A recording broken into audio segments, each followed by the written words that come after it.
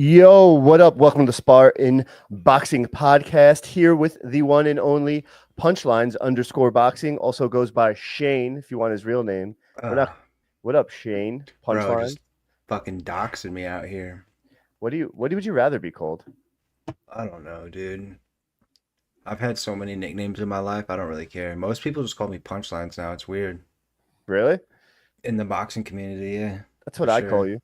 But if you noticed, my other co-host Willie is not here. I don't know where he is. I hope he's okay. We said 8 o'clock. We started late anyway because of the usual technical difficulties, but we have a shitload to talk about, and me and Shane probably could do it. We probably could do it. What do you think, Shane? We got this, bro. Yeah, it wouldn't be the first time. If you guys can't hear me, yeah, I don't know. I'm having a lot of issues as usual here, but I think I'm good. I think we're Uh, good. you want to hear something funny just to like quickly derail the podcast? Sure. Don't So fart though. I got an email for my Venmo receipt, or not Venmo, Cameo, Okay. because I'm in a 16 team dynasty league for fantasy football. Okay. And all the other guys in my league are huge like Cleveland Browns fans because it's all like an old fraternity from Ohio. And I Yeah. like replaced one of the guys. So I paid Joe Thomas to call them all gay basically. And like in he he a did. couple, oh yeah, dude, each one of them, I said personal shit about each one of them. And That's he's like, awesome. he's like, I'm going for Shane. He's my only real fan. I'm not even a Browns fan. That's I'm sick. excited. That's Yeah, awesome. gotta talk shit early. How much did that cost? Like $170. Really? Yeah, Worth for it. Well Joe worth it. Thomas, yeah. But boxing related now. Sorry. It's all right. That I mean, we're it's just us two, so this is gonna go fast. We don't have a third wheel. No third wheel here. Third wheel Willie is not here. MIA. But we have a bunch of boxing shit to talk about. We're a week behind. We weren't here last week because I was hungover. Sorry, that's my fault. Because I did go to the Richardson Hitchins George Ferocious Cambosis fight. It was fun. We were there live and we got wasted, but we're gonna speak on that. So just quick, because we missed a week. I'll chop some crap up Yeah, but after that. it went pretty much as we Yeah, expected yeah. though. So so it won't be a long chat. From there, we'll talk a little bit about the undercard. Brian Norman Jr. stole the weekend. We're going to speak on that. Obviously, he Dirty. he is yeah he's definitely climbing up the ranks in my rankings. Not that they matter. My friend, another fight I was at, busy couple weeks for me. Jahi Tucker versus Lorenzo Truck Simpson also kind of stole the past 2 weeks in a sense. Not with the knockout, but just with everything that went on. Talk about that fight, not so much the card itself. Vito Milanicki is a friend too, but he it wasn't really that interesting. Anyway, um, No. speak on the Canelo Crawford presser a little bit. And I think I had more. Oh yeah, and then a quick preview as well of the MBILLI SULECKI fight. Not really much to talk about there either, but No. uh, the main thing really though is I guess Brian Norman Jr., Jahi Tucker I want to speak on, and oh yeah, the press conference too, Canelo Crawford. That's like the hot And topic. then the Hitchins fight. Yeah, Richardson Hitchins. We'll start there. I guess we could just get into that right now, unless there's anything else you want to speak on prior to that. I don't even think other I mean, I guess it's a Quinn being on the undercard, but Yeah, his yeah. We could speak on the undercard as well. Nothing crazy, but because he's kind of a poppin' name right now. oh yeah, he's doing everything correct. Especially with the marketing too, because yeah, we could talk about Zaquin now. Let's just he looked really sharp versus a grown ass man. Did you see that guy in there? Yeah, he was like muscular in shape. Like He was I don't remember his record, but I think he was like Brazilian, and I don't remember his name either, but seeing him in person, you could tell he definitely had like an MMA background. I don't know if he was really a big boxing background, but Zaquin size wise, doing what he did to that guy and just showing his poise. That's the one thing I like the most. He wasn't nervous at all. He's what, Zaquin 3-0 now? 4-0. 4-0. Yeah. So his fourth fight. These are the type of fights you're gonna get with him. He was probably him and Hitchins were the most composed fighters out of the whole freaking card. Yeah, he's just got that it to him. Yeah, it's like he does everything perfect and correct. And I'm sure he'll, as time goes on and the competition gets better, we'll see more of stuff to critique. Well, did you see that clip that's been like circulating the Yeah, pages with yeah, him him, and Carmel? Kermel Moulton. Yeah, Yeah, and because this was the amateur national championship this week, USA Boxing. So they were both down there and they did that little face off. Like, uh-huh. because Zaquin's starting to get some hype. Carmel's had the hype, Yeah, but his last amateur fight, he lost to Zaquin. Zaquin beat him at that exact tournament. I There, think didn't he beat him 4 times? I read too in the amateurs. I'm not sure. I don't know about that, but I know their last meeting, the most recent one, they Zaquin won. Yeah, It was a like good fight too. usually I would say like, and I always say this, like amateur records don't matter to me in the pros, but being this early in their career, they do kind of mean something now. You know what I'm saying? Like this early in both of their career, it would mean something if they were to fight. Hopefully that happens. I don't. Yeah, I kind of disagree though. Like I'm a big believer in like amateur pedigrees. Like Yeah. you see the boxers without them. It's a harder climb towards the top without that amateur pedigree. It's less rare. No, But no, 100%. But like sometimes I'm like, I guess a good example would be I don't know. I'd say Usyk, but he really is the best. But who's like Conceição, right?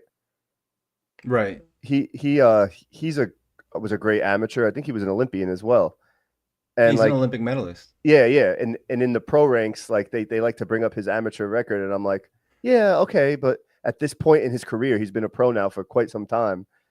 Like, yeah, that's good, that's great. Yeah, I'm not saying you should buy fully into it, but if there's like like because we also know what Conceição is kind of Yeah, now too. yeah. But you know, like you can bring up like who's a there's a bunch of good guys like if they're good if they pass the eye test as a pro and then they're like like Gary Antoine Russell, he's not an Yeah, Olympic medalist, but if you're like by the way he beat Boots in the amateurs, he beat yeah, Hitchins yeah. in the amateurs, you're like all right, well this guy's really Nah, talented then. I see what you're saying. Like, yeah, like he knows something, obviously, and Yeah. I agree with that. I just hate when like if it's two very close fighters, they'll be like, oh well, he beat so and so in the amateurs. Like, yeah, that was like 10 years ago. Like they're grown men now. When usually when you're in the amateurs, you're not a grown man. You Yeah, know what I mean? after like 10, 15 fights, depending on how you get moved, your amateur record no longer matters, Yeah, it's like to be honest. and and and they do that a lot. They like to. I guess it's for promo. It's A because lot they of don't times. fight no one. They're like, yeah, this guy knocked out fucking, what's it like, who's a good, like, this guy knocked out Damon Nicholson at super Yeah, middleweight. It's like, sick, dude. I want to buy a pay-per-view now. yeah. I see what you're saying. But yeah, I mean, back to the topics. The Quinn is sky is the limit for him, and if a Kermel's a Quinn fight was to happen, they'd sell a lot of tickets because of the East Coast West Coast, the amateur rivalry, and they did the right thing marketing wise there. You know, they had the kids around them videotaping, and they were gassing each other up, talking some shit. Yeah. It was really cool to see. Honestly, it looked very. They looked, I guess, further along their career than you would think they are. If you Yeah, really, I like seeing the young guys get hype. I don't, no offense, but like you got the shoe route, like where we watch these guys yeah, climb and grow, and then it's like you got the guys who, they get that social media, they get that marketability. The sport needs that. We need popular fighters in the future. yeah, definitely. And popular fighters willing to fight each other. That's Yeah, the bigger thing. But yeah, they were on the undercard too. Before we get into Hitchins, I liked the Terramana. I guess that's how you say his name. It was my first time seeing him. The that was heavyweight. the co-main event. Was it the co-main? I think it I was just the. couldn't. I think it was the heavyweight. I'm not sure. Oh no, the co-main was what's his name? Shit. I want to talk about him too. Sh- Speaking of amateur versus amateur, it was Keyshawn's rival there. What's his name? Oh, Andy, that's right. Yeah. Yeah, he He knocked that dude the fuck out. Yeah, and actually, I wrote something down that I wanted to talk about on that. I saw what's the Let's go guy? back to the heavyweight though. I cut Yeah, you yeah, off. yeah. Dude. Sorry, My sorry. bad. I'm all no, that's cool because I had it written down. I know where the fuck it went. I tried to keep some kind of order here. As usual, I'm discombobulated because something went wrong and Willie's missing. I hope he's okay. Prayers up for Willie. But Yeah, that actually is concerning. yeah, because he never not answers my calls. Even if he's sleeping, he'll pick up. But I'll figure that out after the fact. And he never will just no show. This is his first no show, so he's gonna get in school suspension when we're done here. Truant. But what's his face? Trevor Mana, the same name twice. That's like his actual name, I guess. That's pretty sick. Yeah, I thought they were just that was like a nickname, but then I looked it up like, oh no, that's his name. He was also in the Olympics, I guess, and I didn't know anything about him. I never seen him fight, to be honest, but seeing him in person and yeah, the competition wasn't really all that, but as a heavyweight, seeing the way he moved and he's marketable, well spoken, loves to dance, got the crowd going. Yeah, he was fluid. Yeah, and his feet were very good for his size. And that's really all you need in the heavyweight division is it's to do something anyway is really good feet. But he has the power too. And the big thing for me was the size. I'm looking at him and the movement and I'm like, okay, this guy could definitely do something. Yeah, yeah. There's a lot to work with that dude. Yeah, a lot. And the heavyweight division is wide open. He's going to climb the ranks fast. So But it's got good young guys, which is really cool. Yep. And dude, when he came out too, like it was, I don't know what the song was. It was some like Australian song, but the crowd was bumping to it. He was dancing. You see this giant figure. He looked like Aquaman dancing. Like it was He good. does look like Aquaman. Yeah. And like he was humble and like he was just a good dude. He was taking pictures with everyone after. So it was cool to see like somebody I haven't heard of. Oh man, that was loud. That sounded like Wow, a bomb was going off. Just the power of the fucking rogues, bro. What is that? A Zin? Zin? Are you zinning? It's a Zin competitor, rogue. They're Oh. fatter, they're juicier.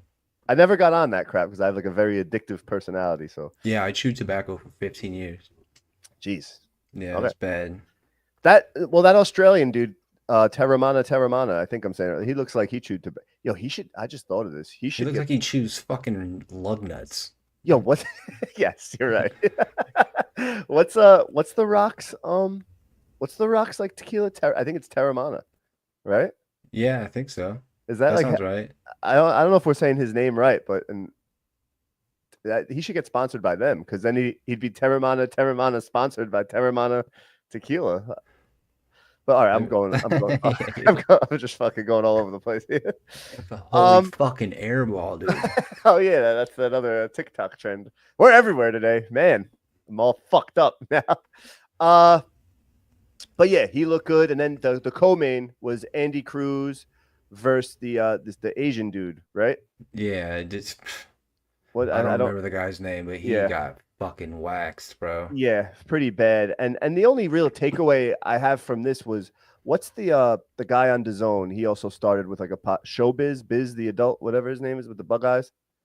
Oh yeah, Showbiz, yeah. He posted something and he was talking about how like flat-footed Andy Cruz was, and he's like, I don't know, something looks wrong with him. He looks very flat-footed.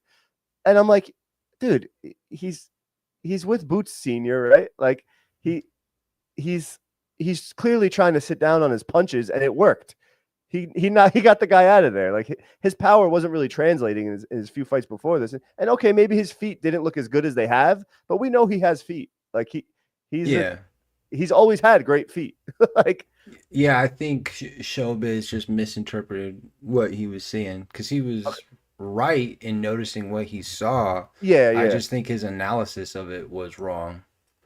What it seems like. He was like, I guess it's good you pointed that out because I was like, what the fuck is this guy? Like, he's like, oh, his legs look wrong. Oh, great combo. His legs look really messed up. And I'm like, wait, what? And it was clear he was trying to sit down on his punches, to me anyway. And that's exactly what happened. He did, and he got the guy out of there. So yeah, that's how it felt. Because like I remember it was like when Plant fought Benavidez, right? And in the beginning, I thought Plant was going to be like really light on his feet and moving around. And he was actually standing there in the pocket, and I was like, damn, I'm surprised by that. But I was like, it was clear he was trying to stay in the pocket with Benavidez and make him miss there. Yep. So I feel like, and Plant we know has great feet too. So it wasn't like I don't think anything was wrong with his legs. But yeah, I just think he missed and like diagnosed what he saw. Yeah, and sometimes too, I could say from experience doing this stupid shitty podcast, we all when you just have to talk, you get a lot of air balls. So like it's the worst. I do it all the time. Sometimes I listen back to I'm like, what? No, he didn't beat him, and I'm like, oh man. But that's why it's good to have more people to check me and check each other. But then on to the main event, Richardson Hitchins, and Willie was there with me. So I hope he's okay. He was going to chime in on this one. Richardson Hitchins defeats George Ferocious Kambosos in style. Got an 8th round stoppage. This was clearly Richardson Hitchins' career-defining performance to me. Not even when he got the belt. This was he showed out here. That the stoppage was plus money. So the stoppage TKO KO was plus money for him. So it wasn't expected. And But he hit the under, right? I don't know. Did he? I didn't check. I think it was 9.5. He hit him in 8. I think he did hit the under actually, because I actually hit a bet on that too. So yeah, I had Andy Cruz, or not Andy Cruz. What's his face? Keyshawn's rival. That's what I call him. Andy Cruz.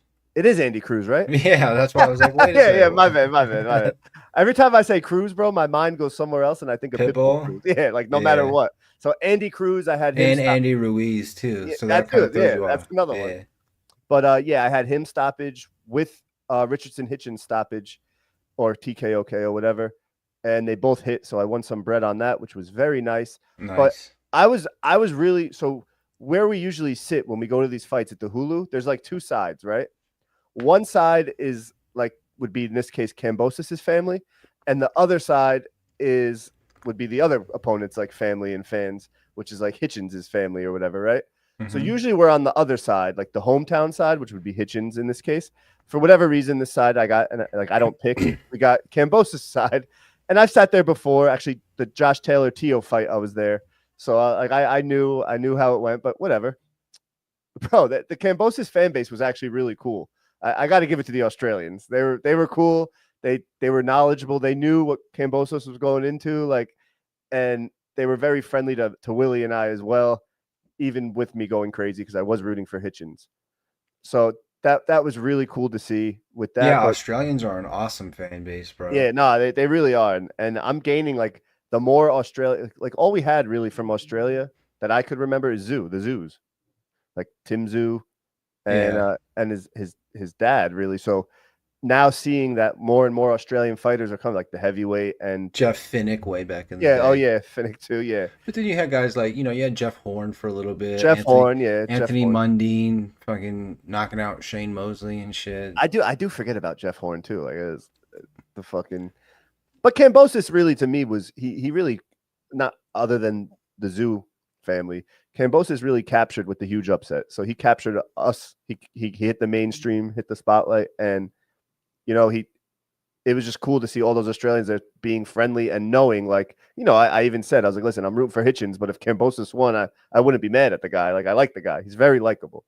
Yeah, he DM'd me after the fight. Did he? What'd he say? Because he commented on that meme I made about him. Yeah. Some guy's like, I'm tired of seeing him. He's like, well, you're gonna see me in your mom's bed tonight. And so I like so you see how cool it is? Like, I think I told you this too. He called me a pelican once, and I was like, yo, that's awesome. Like, what does that even mean? See, I don't know. I don't know, but it was awesome. Like, this guy just called me a pelican. Well, I posted his comment on my story because it was hilarious. Yeah. And he messaged me. He's like, you shouldn't disrespect real fighters, bro. Oh, you did say it. Yeah. And I was like, dude, to be honest with you, like, I'm on record on this podcast saying, like, like George deserves respect. Like, he got the title and immediately was gonna fight Loma, and then Haney when Loma couldn't fight. I was like, I absolutely do respect you, but my page is like, I make fun of everyone. I was like, if you won, I would have made fun of Hitchins too. Like, I had one ready. Like that. Like, it's nothing personal. It's just like a comedian roasting. Dude, he's like, I get it. You told me Caleb Plant was one of your favorite fighters, and you've roasted him as well. Like there's no bias in your page at all. Yeah, but when it like you're the one getting made fun of, and you don't know who this person is. Like, it's not like he knows me before that. Yeah. So he was like, yeah, your shit's funny, but it's like I give my all to this, man. Like, I've only lost to world champions, and I was like, yeah, and look at the comments. There's fans saying exactly that. And that's like what I was talking about, even with the obviously the Australian fan base was very like sad when he lost, which I get. And I was telling him like, dude, but you don't understand. Like, he's gonna go down in like those weird boxing encyclopedia books, right? They're gonna talk about George Kambosos, how he ducked nobody and it was all heart. Fans are gonna remember him for sure. Yeah, like nobody. That being said, I will say, like, for his health, I'm okay with him like retiring. I know he won't because he's all heart and he's pure. He's a fighter. He's a pure fighter. And dude, his entrance was electric too. He came out to like some Eminem song and like he was just pacing back and forth. It was cool to see. It was entertaining. Yeah, he's an entertaining guy.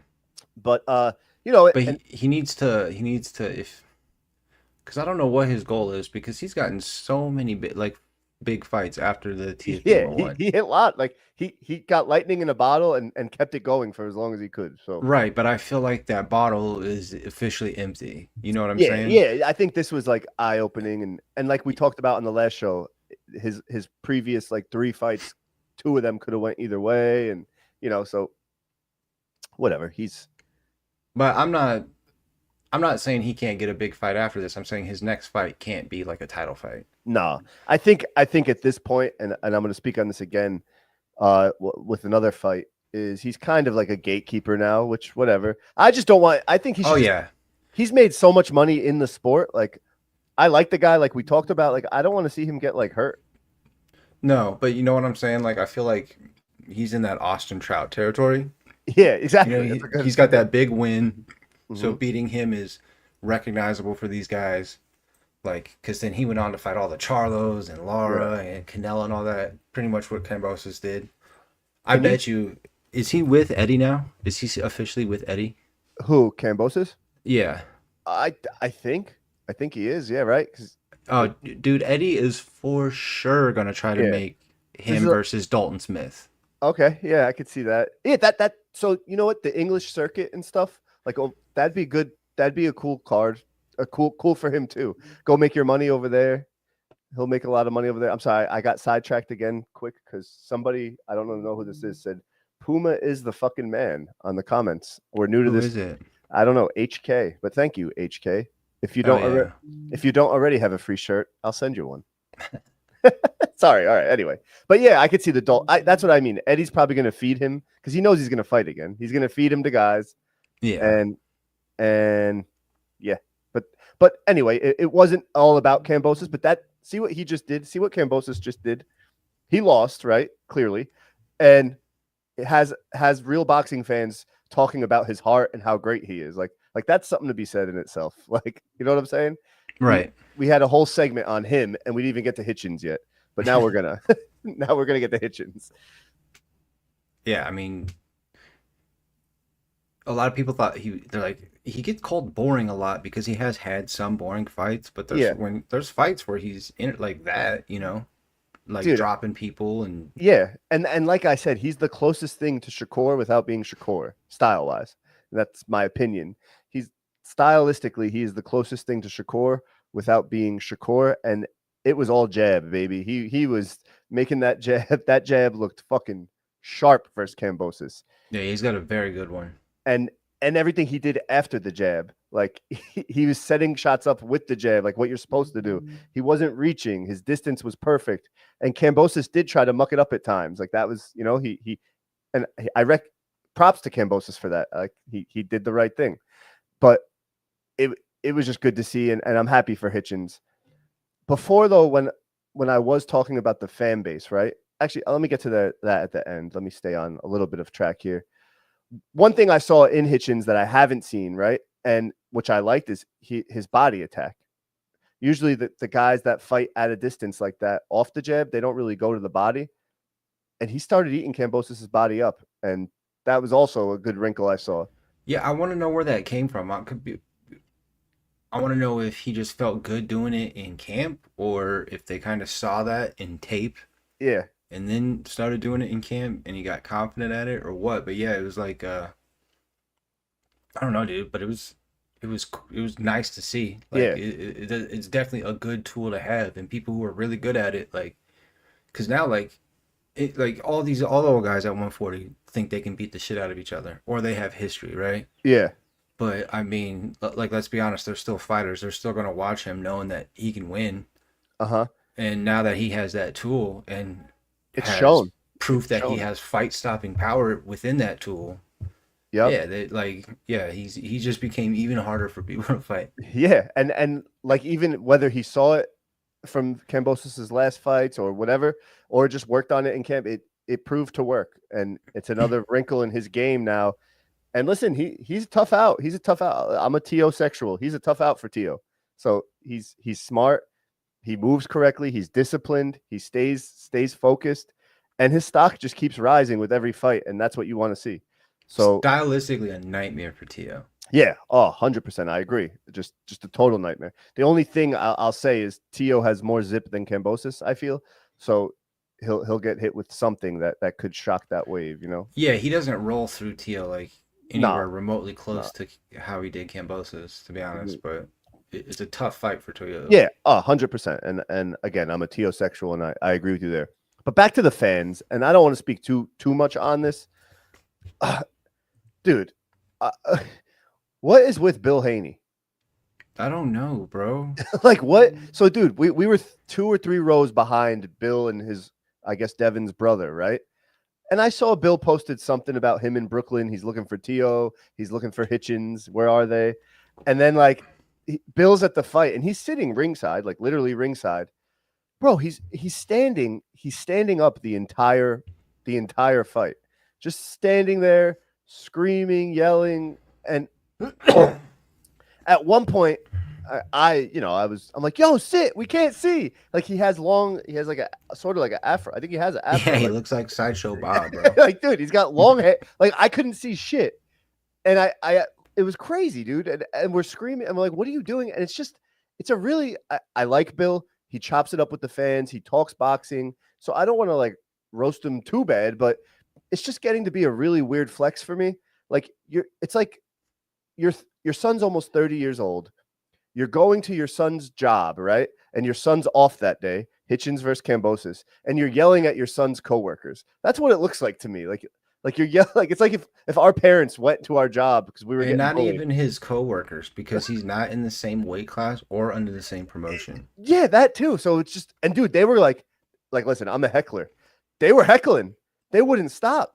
They would not stop. Well, this is why it also doesn't make any sense, because it's not like they're really trying to get that fight. Because, I mean, Hitchins, when it was his turn to get on the mic, he was like unfiltered. Yeah. Yeah, you know, abrasive as hell. Like, let's fucking fight. And then Yeah. Devin was like, he tweeted out, he's like, we can do it at 147. Like, what? You know that? Like, the dude No. just won Yeah, the title. yeah, like stop. Also, too, it like formed an alliance almost. Like he's bringing people together because Tio was there, and him and Hitchins were like, they've always been friendly. Their shit talk has always been about competitiveness, really. And like now they're like, yo, fuck these, fuck the Haneys. Like, what the hell? Like, Yeah, and it's all got to just. I bet you Bill's just doing it to get people to talk about Devin without but like, Devin having to do it. but how weird is that? Like, It's very, I don't know, it's annoying, but yeah, it works because look what we're doing. yeah, but I don't know if we're not really talking about Devin. We're talking about Bill. Yeah, but talking about Bill gets you to. I don't think. It's a I'm weird saying flex. is like I see what he's doing, but the thing is, I think everybody sees what he's doing. He is caught bringing eyes to his son, I guess, but like it's just odd to me that where's Devin? Like if Devin was there doing that, that'd be way better. Well, dude, like it's crazy because Devin got his ass beat by Ryan. Right. Yeah. At the time, we didn't know about the Osprey. When we watched that fight, nobody was like PEDs. Everybody Yeah. was like, dude, damn, Devin got his fucking ass beat. Yep. Got mocked on the internet by everybody. Yep. And then goes to court. Like a few people took his side. Most people are like, this is a pussy move. You're going to court trying to say he battered you. Hitting guys out in public. Finally gives up his title instead of fighting Sandor Martin. Just gives up the title. Yeah. Fights in that New York City card. Does, like, even though he dominates, gets no credit for it. Like, there's almost no favorable reviews for that fight. And it's like Bill's just doing anything he can to keep people talking about Devin. But like, but it's like nobody takes him. Like Devin has fans. Yeah. But like most people are like, bro, what are you hyping up? Like a dude who got dropped 4 times and then moved. I'm not gonna say ran, but damn near ran the whole fight. Yeah. It was just very, very, very odd. And it's getting odder because he's not stopping. He was so I just saw it now. I guess this weekend in New York City was Fanatics Fest, where like all great athletes go, like Tom Brady. I'm sure you saw it. And yeah, like, they do. Like, it's kind of cool. Canelo was there, and we're gonna talk about that too. Terrence Crawford did their what's it called? Their press conference there just now, yesterday. right. And Bill was there again talking shit to Hitchins. So it's like, Yeah, he like stalked him. yeah, like what are you doing, dude? Bill's a grown, like a legit, and Hitchins kind of smiles, like, what are you doing? Like now it's just Because getting it's weird. yeah. Now it's getting, and again, Bill has always been receptive to. I've spoken to him. I've had convos. I've seen him with other fans talking boxing. He's always been receptive, and I'm not saying don't stick up for your kid, but don't fight your kid's fights for him. Like it's or start fights for your kid. I don't know. Don't become obsessed with a guy who's not even a realistic opponent. Because you know what they're doing? They're painting this whole picture like, oh, we chased after Hitchins. We chased after Hitchins. Yeah. He didn't want to fight. It's like, well, you didn't want to fight him for his title. Yeah, and he's 140. He's actually still 140. Yeah. So, and I guess what is Devin Haney? Because they were going to do it. He's 145, whatever that is. For the Ramirez fight, right? Yeah, he's 145. And then he wanted to fight Tio at 145. Well, I guess they said that Tio wanted, I don't know what to believe, but they said Tio wanted to catch weight at 145. I don't know, but what is is that a new weight class? Yeah, it's the Haney weight. Yeah. It's the Haney weight. Remember Canelo weight back in the day? Yeah. Or like when he'd fight all his middleweight fights at 155. Or what's the other one? The Bridger weight? It's the Haney Bridger weight. Yeah. The made up. We just need another weight. But yeah, it's so dumb. A good jumping off point unless you had anything else to say. No, that's really. I just want to make it clear that I'm not like hating on Bill because Bill's shown me nothing but love when I speak to him. It's just optics wise, it's getting really, really odd. And at the Hitchins fight, he was literally like badgering Hitchins while Hitchins is fight. Like if I did that, I'm a fan. You know what I mean? I'm a nobody. Like a really top 10 fighter's dad shouldn't be badgering another fighter. That's for us. Especially when the fight is irrelevant. Probability wise, it's not going to happen. Yeah. Like that's our job. That's all. So, but no. What were you going to jump off on? Well, you know who Devin did verbally agree to fight at 147, right? Who? Brian Norman. Oh, okay. Before Brian Norman's fight. Okay, and then what happened with that then? Well, I don't know, but Brian Haney came out and tweeted after that. He's like, maybe Brian isn't so ass. Yeah, he's not so ass.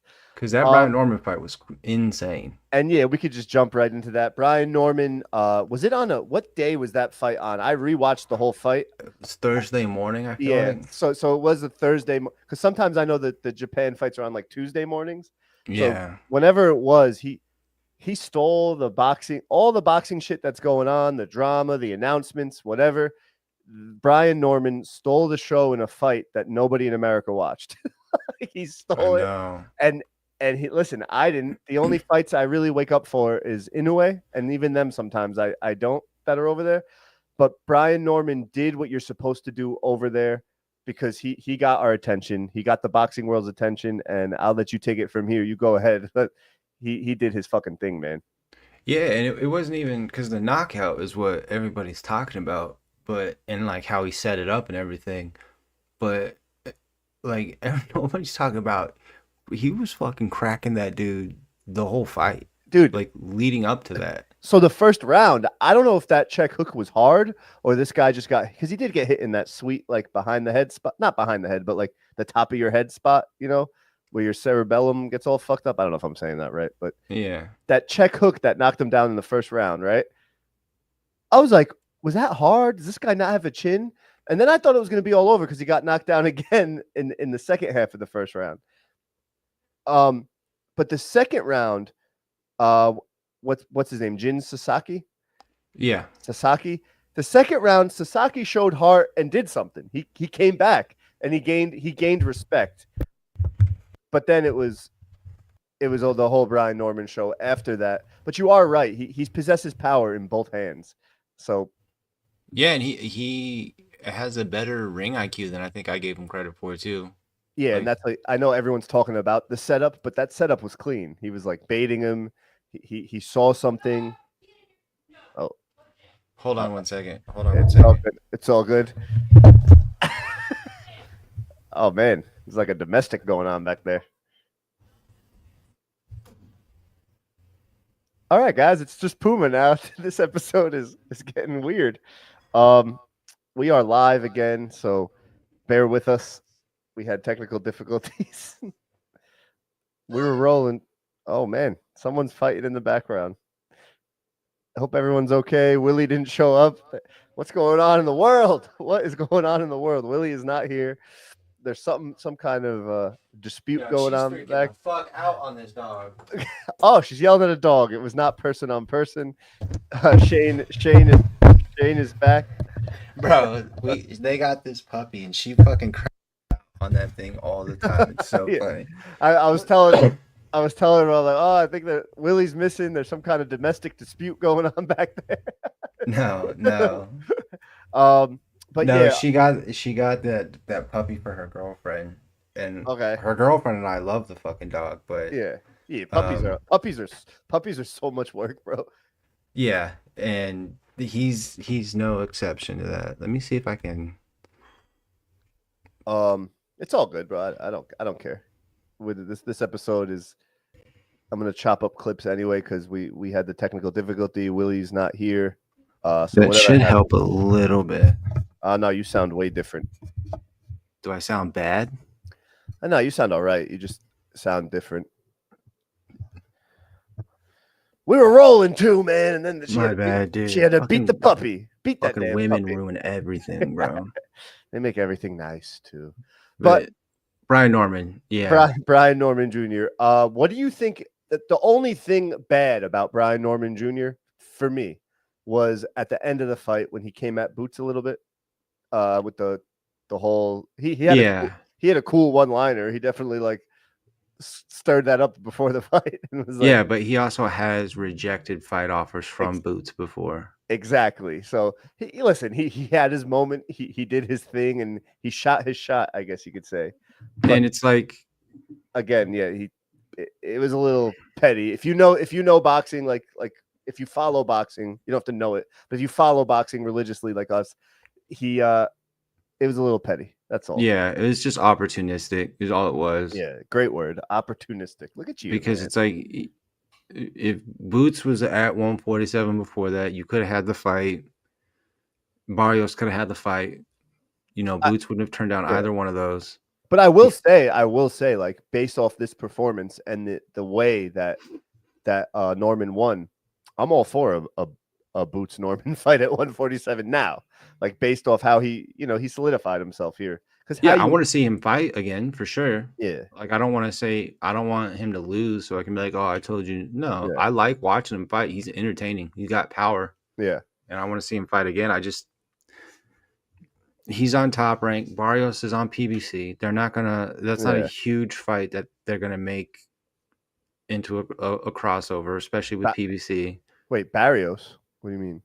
Because he's another champion at 147. Oh yeah. I don't know what's going on with the Barrios thing. I love Mario Barrios, and I know the dude. Mm-hmm. But let's be honest, he beat Ugas in a really good fight. Yeah. And then he fought Maidana's little brother, and his eye was swollen after the fight, and Rohan Polanco just ran through that guy. Yeah.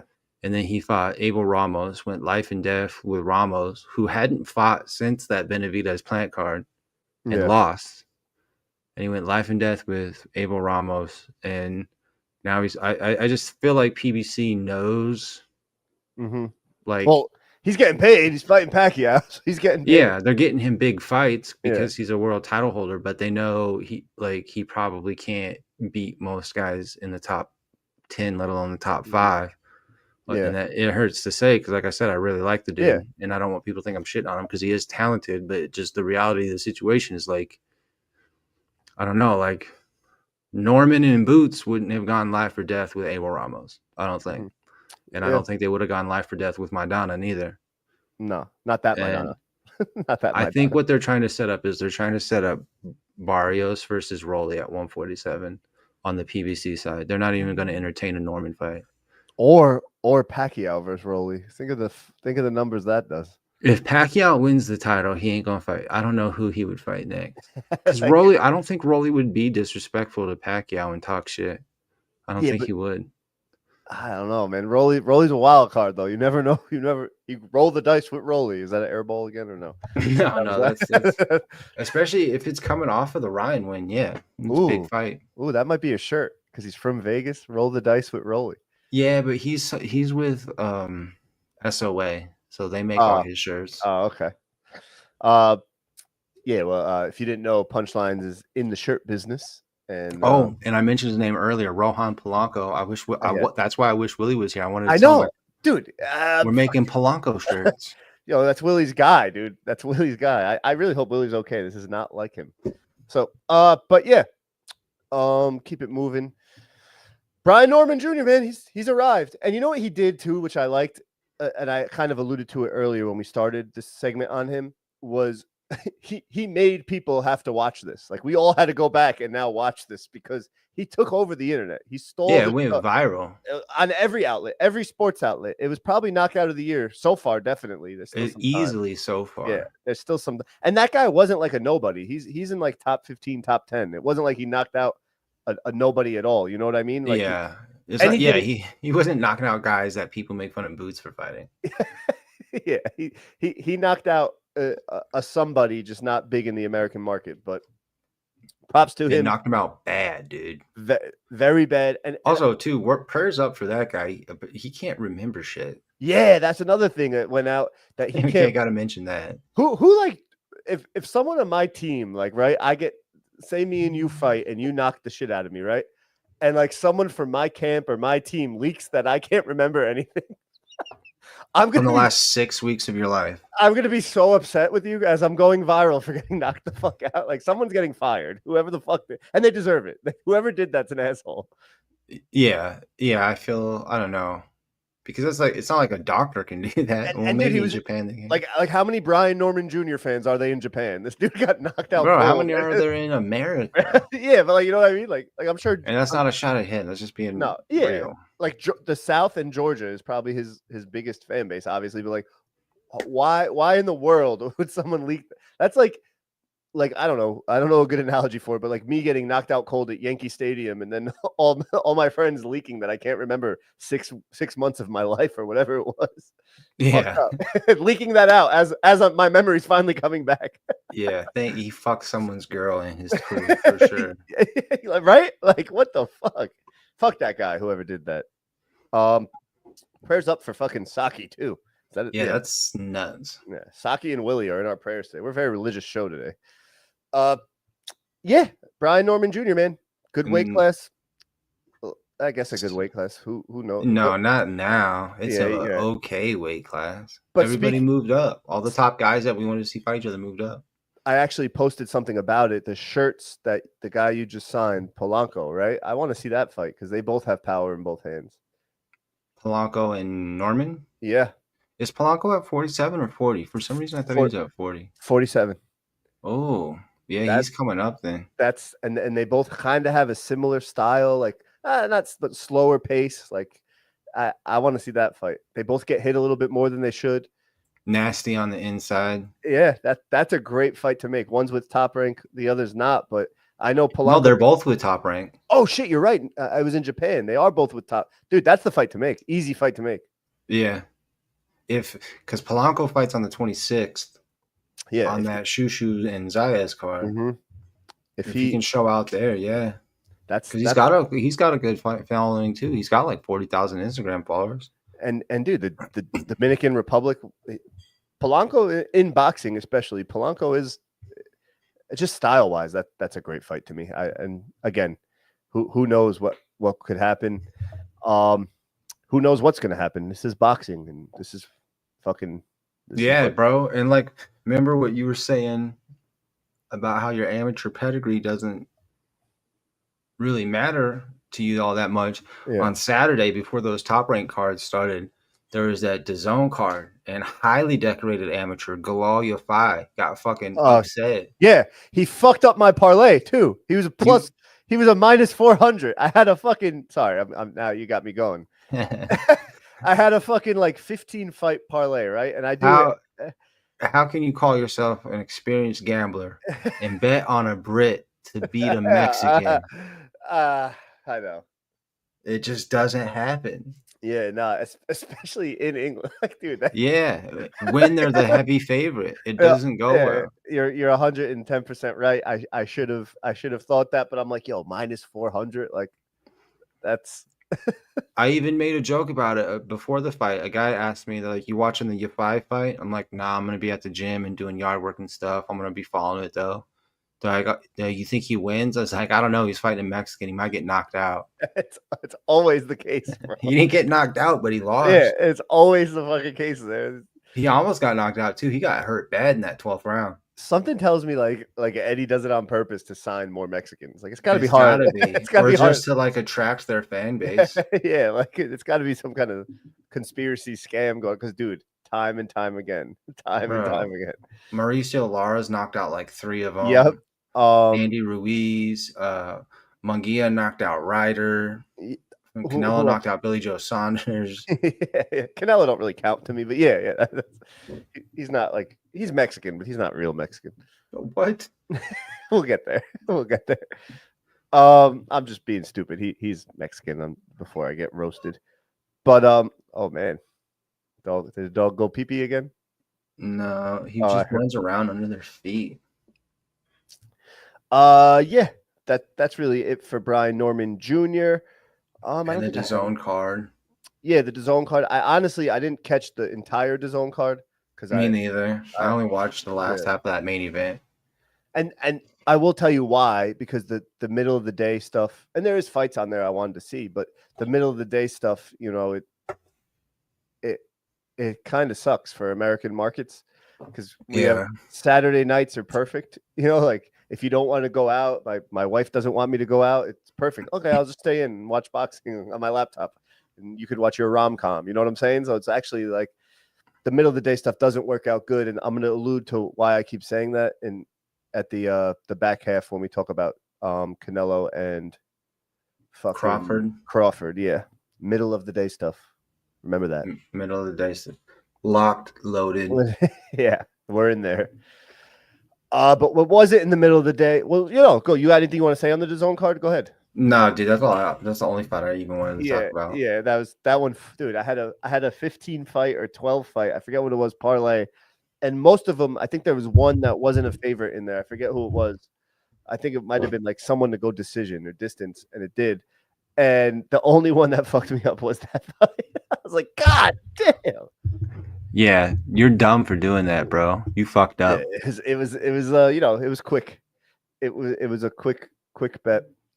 Never pick a favorite against a Mexican. In England. What happened? I don't know. You froze. Yeah. You're back. We're good. Were you at that whole Top Rank card on Saturday? You watched every fight? Yeah, we got there pretty early, yeah. We missed like one fight. So you watched the Brandon Lee fight?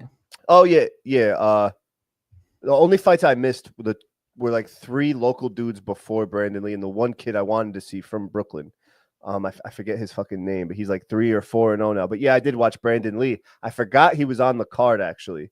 Yeah, and they didn't even promote him, bro. I was surprised. I think I said this to.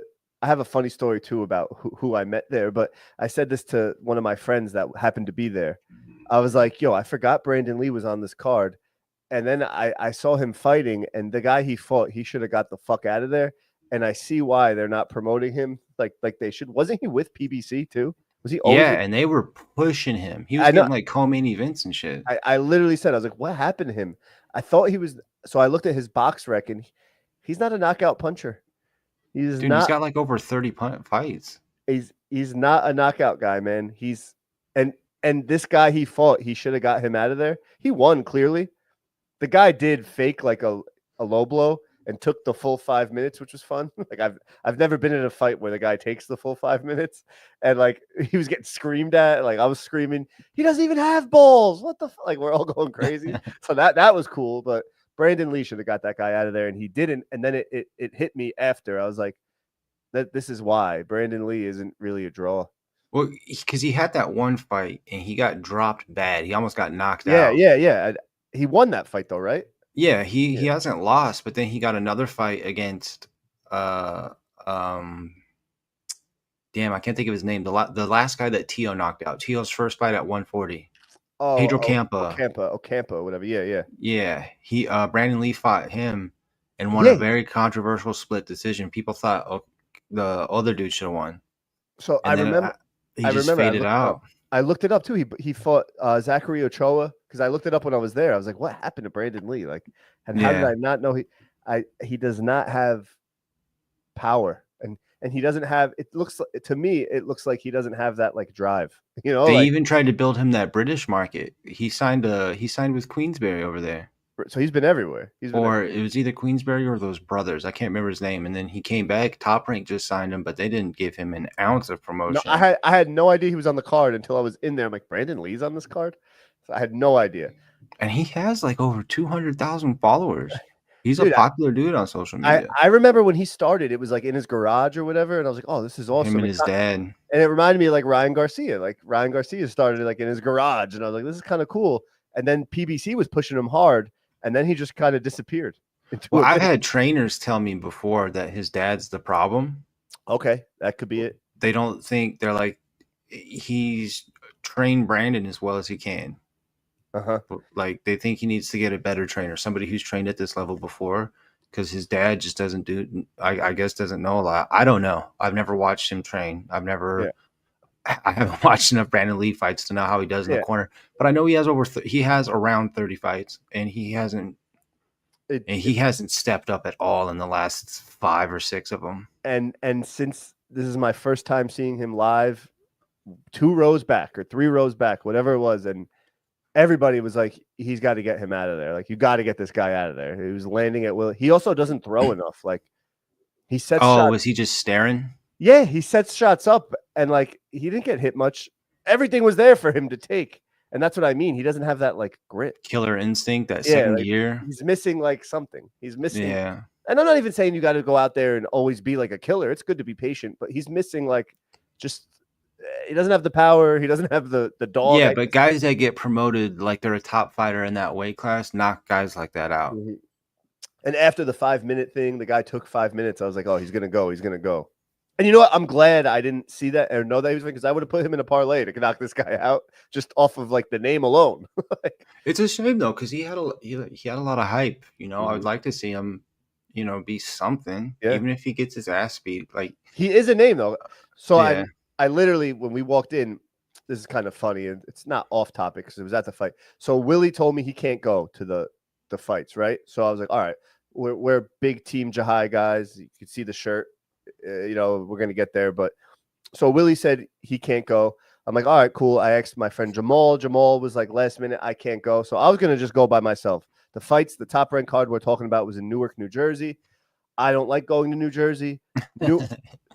Newark makes ghettos in New York and like hoods in New York look very, very PG. Like Newark, driving into the Prudential Center, I'm like, yo, what the fuck are we right now? Yeah, Newark's sketch. Like, and listen, every ghetto's got a hood, every hood's got a ghetto. There's sketchy areas in every fucking state, bro. Newark was fucking insane, dude. There is. You know how like in New York, there's always the hipsters walking around. There's always Newark don't got that. Dude, Newark was fucking just brick fucking city, bro. Newark's got motherfuckers yelling at nobody. Like brick city, dude. Yeah. And I looked at my wife and I'm like, all right, yeah, let's take our little white asses down this road. That whole part of the state too is shady as fuck, and it's like, gross. And like, it's like Secaucus smells like shit. Yeah, dude. It's like industrial too. Like there's like abandoned industrial buildings that are still smoking. So I'm like, what is going on over here? Then it just constantly smells like sewage, fucking marsh, it's garbage. Very, very. But Prudential Center was nice. I'll give them that. That was a good little spot. Parking was easy. Everything was good. So I had to buy my wife a ticket last minute because she was like, "Fine, I'll go." And I'm like, "Oh, thank you." I just don't want to drive alone. You know what I mean? I was willing to go alone. I knew some people that were going to be there. Cool. Last minute, I buy her a ticket. I'm seat 7. She's seat 9 on the floor. I'm like, yo, somebody's going to be in between us. So we get there. Yo, it's a dude I know from like the fights at the Hulu. I see him at all the fights. He actually wanted a fucking JAHI shirt. He's a good dude, bro. I see him all the time. And yo, he goes, yo, yeah, that's mad funny. He's like, I bought this seat on purpose because I knew somebody I was gonna fuck somebody up. I was like, yeah, it was me, man. It was funny though. I was like, this fucking guy. That's funny as fuck. Yeah, good dude. I'd be mad as shit, dude. Imagine if you just started hitting on your wife the whole time. Yeah, in the middle. Like I feel like this was fake, girl. Yeah, or she left with him. I'm Oh like, oh, God, that'd be even oh, worse. I'm eh. leaving with Lysol, fucking from Chappelle Show. You know what Yeah, I'm talking about? yeah. I'm gonna stay. It's fucking. Yeah, I miss the old Chappelle Show so much. It's so great. But yeah, it was a good card. You could tell though that like Top Rank and ESPN are on their way out. They're just filling spots now. Oh yeah, 'Cause they're doing what PBC did on Fox when yeah, you started getting like the Bryant Perella, Tony Harrison main and events and and shit. and just by the production, my wife actually, speaking of her, she loved it because she was like, "Oh, this is flying through, dude." There was like 3 knockouts, right? Like early in the and you know how usually there's a lot of downtime. Then Yeah. there was not a lot of downtime. I went to get beers twice. I had to run back for 2 fights I wanted to see: JAHI Tucker and Damian Kniba, the heavyweight. Like I had to Yeah. run back to my seat. Like shit, I can't get a beer. I got to run back. They started it. What the fuck? It was Yeah. crazy. And the commentator crew was not the normal crew. It What was I was Paulie and Raul Marquez, and then I can't yeah. remember the lady's name. Oh, I know. It's with a C. I forget her name too. She's awesome though. She's actually all right. She's usually on the. She's Yeah, on the they weren't bad, but it was just zero of the normal. Christina Poncher. Christina Yeah. Poncher. Yeah. And then I don't know who the fuck that was doing the interviews in the ring. The Yeah. guy that I looked don't like remember. I don't know. Gary Oldman from The Fifth Element. And yeah, you fucking Heavy set dude. no, not the heavyset dude. The Oh. guy with the weird like beard and he was wearing like, Yeah. the blue I suit. saw him too. Who the fuck was that, dude? Yo, I will say this though. Before we get into honestly, the only fight I really want to talk about here is I guess we could talk about the heavyweight fight that happened, but obviously JAHI Tucker. But the crowd, bro, the Jersey sleazeballs were out for Vito.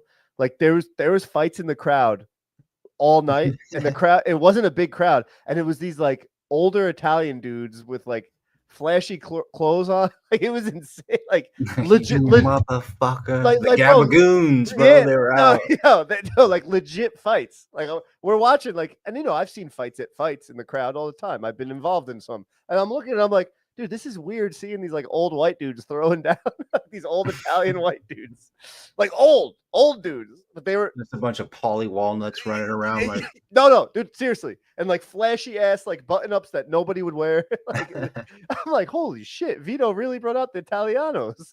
Good for him. you're like, oh, you're Italian. Dude, I'm talking like jet black hair, gelled, like gel that you could skate a tech deck on. If you don't know what a tech deck is, it's a finger skateboard. Like it was funny, dude. But yeah, it was just very rushed, and Prudential Center was cool. They had like no lights on, right? And it was just these weird like basement lights on the ring. Yeah, dude, and the tiniest ring I think I've ever seen. Ever. Everybody was other than maybe the suit when Tim Tszyu fought Tony Harrison, that ring was small as shit, but it might be the same size. It was so small. Dude, that ring was fucking tiny. And it looks like something you get for a kid's birthday party. So right away, we sat down, and again, I'm friends with JAHI Tucker. That's my guy. So I went there specifically for him. I go, oh shit, they clearly want Vito to get a knockout. That's the first thing I thought. They want to ride with that Italiano. You know what I'm saying? Yeah. So they want Vito to get a knockout. And the second thing I thought was, some people said JAHI was in a 50-50 fight before it started. So I'm like, oh shit, that's a small ring. JAHI's a mover. He's slick. I'm like, fuck. This is not going well. And then, dude, the heavyweights got in, right? Damian Kniba versus whatever the other Polish guy's name was. That guy was fucking scary looking. Yeah, but could not box for shit. Nothing at all, dude. Nothing. But yo, people were saying like, oh, like I don't know if they were real boxing fans or not, but they're screaming at Damian, right? Knock him out, do this, do that. And I'm like, bro, this dude is a brute. He looked like a Polish sausage. Like he swallowed a fucking football. If a kielbasi was a person, it's that guy. Yeah, dude, for sure. And you're not knocking that guy out. Like that guy's not falling. Like, whenever they show like the stereotypical like alt-right militias and it's guys like bench pressing like car engines. That's him. That He's guy got a car engine on each fucking side of a fence post benching it. and like just looked like a menace. Apparently, he's a nice guy. I've talked to somebody that knew him, but I'm like, dude, I would not talk to that guy like ever in my life. No, dude, not And unless I was like in prison and he's like, yeah, "Yo, you want to be in my gang?" yeah. Yes. And right now, I mean, BoxRec rankings have Damien Kaniba or Niba at number 1, and the only reason really I like that guy is he used to live like down the road from me, literally. What do you mean number one? Number one in what? In their like Polish rankings, so like Oh, okay. you know how BoxRec does that, they'll rank you Yeah. by, which is kind of cool. I kind of like that. Whether you agree with their ranking system or not, and sometimes I usually don't, but it was cool to see he's number 1 in the Polish rankings now. So good for him, and he did win. He got the stoppage. I think he needs to clean it up a little bit, but a lot of people don't know this. He in his team or his stable is Zalai Zhang. So I knew he could Oh, take it. okay. I knew he could take a shot because we know Zhang could pop. And Oh, yeah. his trainers, Sean George, who used to fight back in the days, he's a really good trainer. He's got a stable with him and Zhang, and he's moving his way up. And again, the point I'm making was, nobody really cared for this fight, but I did hear that the last time he fought at Prudential Center, it was loaded with Polish people. It was like someone told me the that. polls come out, bro. Yeah, and they Remember really, Fonfara? yeah, dude, they really didn't for this fight. They didn't come out for him. So that's crazy because because Kalnacki used to fight from out there. yeah, Didn't he? so I've been to like 2 Kalnacki fights, and dude, it was fucking Poland. It was Poland, and he didn't have a belt. He was, so I was kind of expecting that, and someone they didn't show up this time though. So, but hey, whatever. He just looked. They looked so big in that ring, dude. So big in that ring. He looked giant, especially. Yeah. Like it looked like he was fighting in a urinal, and his balls Yeah, that's why were I like posted that meme. Oh god, dude, there was a comedy club that it was high as fuck, bro. I had to like stand on my tippy toes to piss in it. Isn't that the worst? But then it gets weird too when it's low because it's like, And I'm sick. Oh, dude, then it bounces back on your fucking shins. and you're like, am I in the right bathroom? Like, what's going on? Bro, I felt like every movie theater had a fucking urinal that went all the way down to the floor. I hated those things. And you forget though, like little kids go to movies a lot more than adults in a sense. So like, still, bro. Yeah, go in the fucking stall, little shits. But then I guess we could just get right into the JAHI Tucker stuff. This was the most, and I don't want to say I felt bad for Vito, but from right off the gate, the minute the first press conference happened, it was the JAHI Tucker Lorenzo Truck Simpson show. I do wish that ESPN or I guess Top Rank marketed this fight a little better, because these are 2 guys that only the real boxing fans know, Right. Unless you're from the local, wherever they're from, Baltimore and Long Island, New York. If you're not in that scene and you're from like the Midwest and you're just a casual boxing fan, you don't really know who these guys are. You may have seen them on a few undercards, but you don't know who they are. So I do wish Top Rank took that, because you could tell even Christina Poncher and the Top Rank crew at the press conference were like shocked at the animosity between one another. So, yeah, there's history to it. I felt like you could have done a story on it, and they've kind of dropped the ball on that a few times. Yeah, like they gave, like when Troy Isley and Javi Martinez fought, they gave that fight no attention. And that is the problem. You make the fights better when you grab people's attention. That not us. We're gonna watch every stupid fight. Maybe not the 1 p.m. DAZN card, but we're gonna watch every stupid fight we could.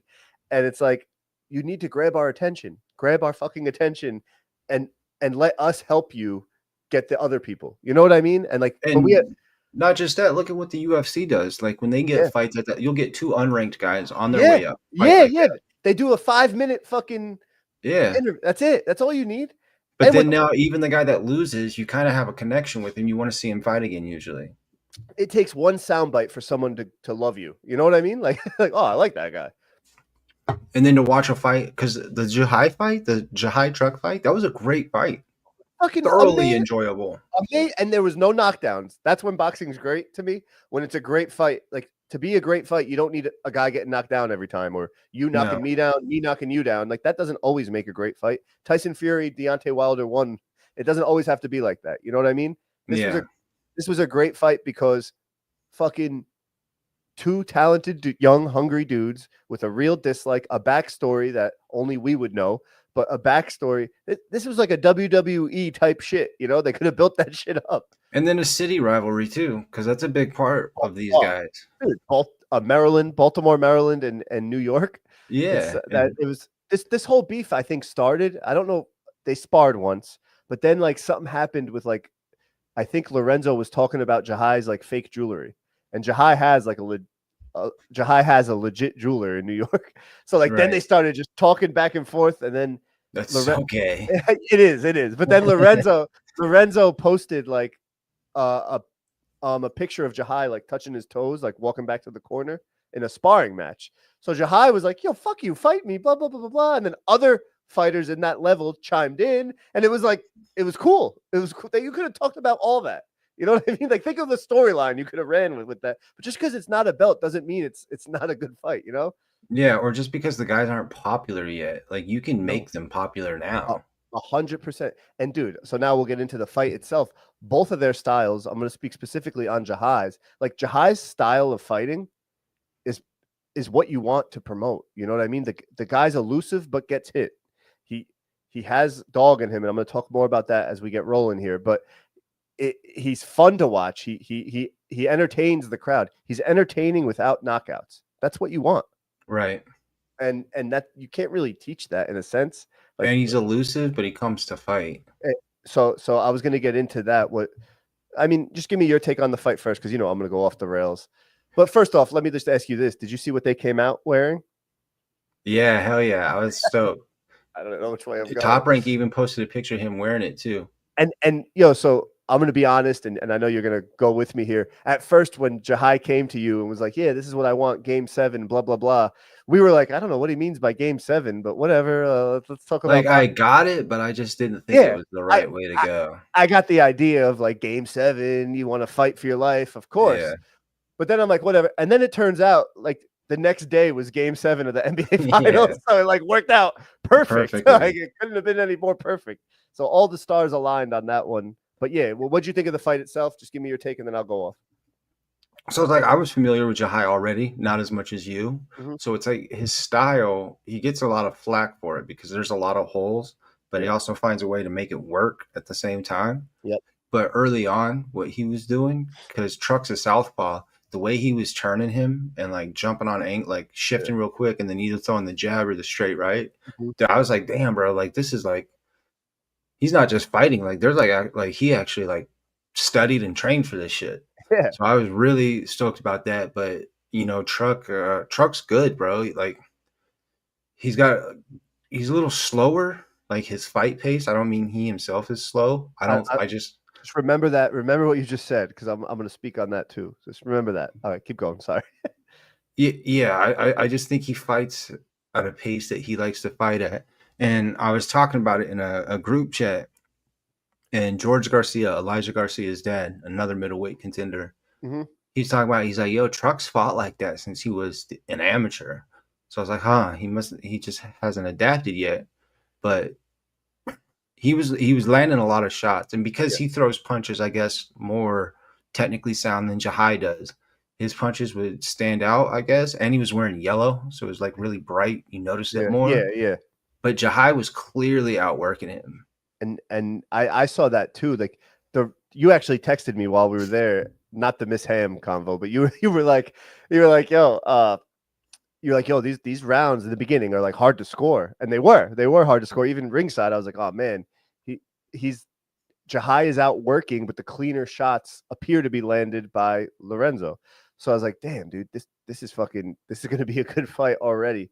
But one thing I like about Jahai, and that he doesn't get a lot of credit for, two things actually, but they tie together, is one, his resume, dude. He fights the guys, and I've said it before, but he fights the guys that nobody wants to fight. Like nobody wants to fight these Eastern European dudes that people know in sparring, and he gets cracked by them, right? He does get hit. Jahai does get hit. Yeah. But Jahai has something you can't teach. Like usually you hit somebody, right? Or you touch a hot stove. You never want to touch that hot stove again, right? When you hit Jahai, he responds. And his response is, fuck you, motherfucker, I'm coming. And he throws more punches. He gets more active. Yeah, it's fun to watch. It's super fun to watch. It's amazing to watch. And you can't teach that. Like we're as humans, we're we're supposed to like cower, you know, like, and it happens. And you know, I'm not saying he's the toughest boxer alive, but he just has that dog in him where like you cannot, you hit him, and that's why he won a lot of the rounds. It wasn't like Lorenzo did bad. JAHI just would get hit cleanly and respond. Like he would respond instantly almost. And another thing that makes him fun to watch is because, dude, he leaves his chin up in the fucking air, bro. So it's like, it's tense. Like when you're going for him, because I was going for him, it's tense to watch because it's like, fuck, dude. Yeah. If he gets hit with a clean shot, like this could be, the fight's over. Bro, that's how much his chin is in the air all the time. And then he'll bait you with it. Like he's baiting you with his chin. Like he looks at you, he's putting it there. And again, I agree. I'm like, oh fuck. But then, you know, he does make a miss. But when you do leave your chin there like that, right? Like he does in I'm just solely talking about him, not everybody. He'll bait you with his chin, right? When you miss, when he makes a miss, then bro, they like spin. It's like a wiffle ball. Yeah, he's good at it. It's just a wiffle ball miss. Like, and he does get hit. But then he's got really good defense on the inside when he puts up his like that old school style Philly shell. He's good at like slapping it away. He's good at rolling with shit. Like that's what I said too, is like it reminded me of like an old school fight like in the 50s or 60s, you know, when guys who were like 22-5, 24-9.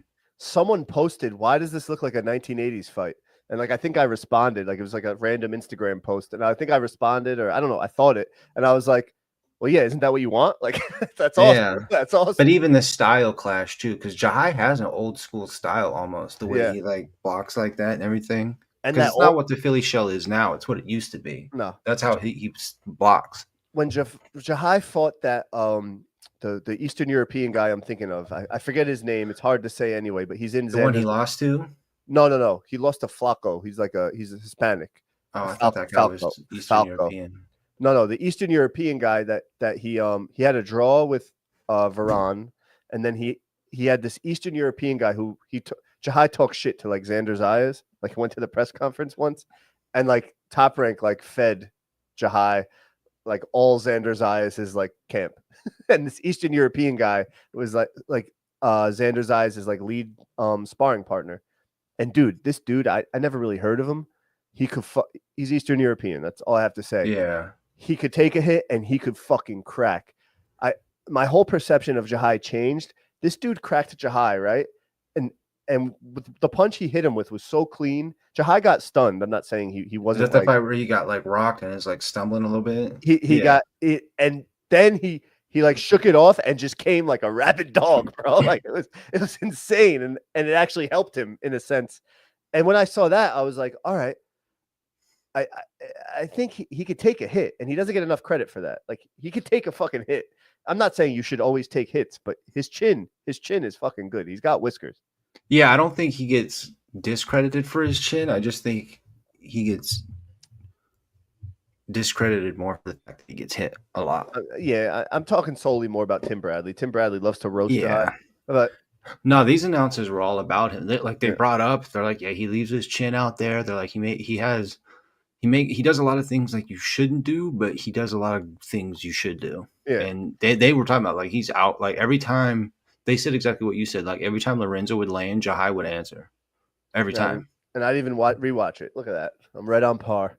Good for me. No, like you said that to me during the fight. You texted me that. You're like, JAHI keeps answering. Yeah. And he was. And I'm not saying everything landed, but he'd get hit with a clean shot and I'd be like, oh, fuck.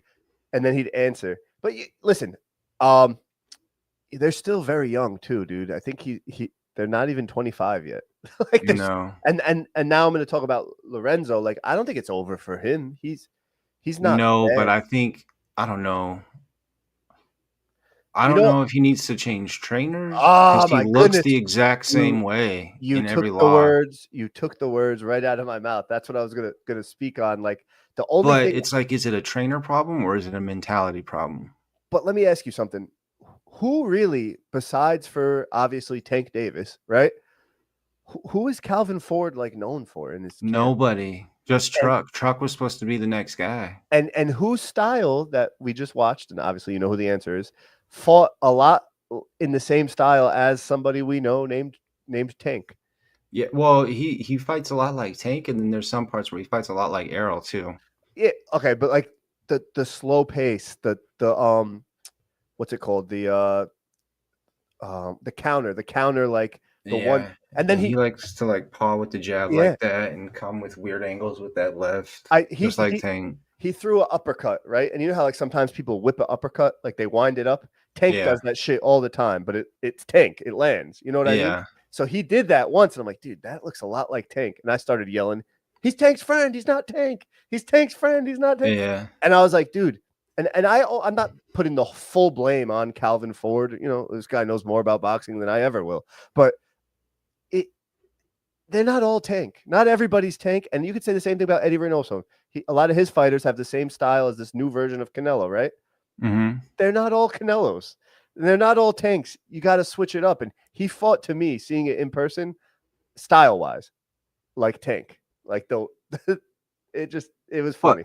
But also, his other two losses, the same exact reasons he lost those fight were the same exact reasons he lost this fight.